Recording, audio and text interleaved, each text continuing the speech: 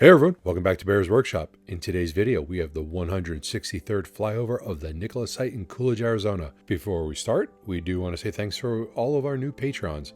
Jaime or Jamie, and Jim at the baby bear level, and Steve at the papa bear level. Thank you for your support. We appreciate it. It was pretty windy today, and you can see some real authentic Arizona tumbleweeds leaning up against some of the semis.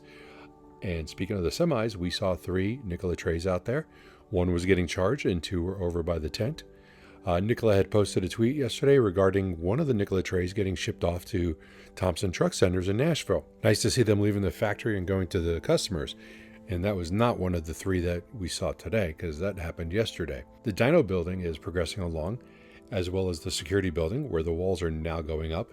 The employee parking lot is getting the soil stabilization material put in, so the asphalt must be right around the corner. Hopefully when we go back out on Friday, we will see that going in. That would be one of those, oh, finally moments.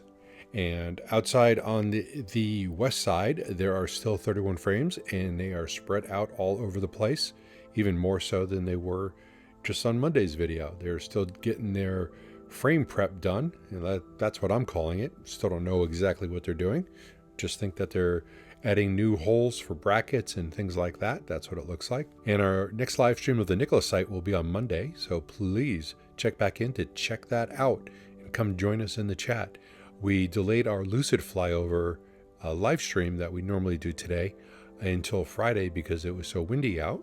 So if you want to watch that, be there on Friday afternoon, and we will be doing the Lucid flyover with viewer chat again.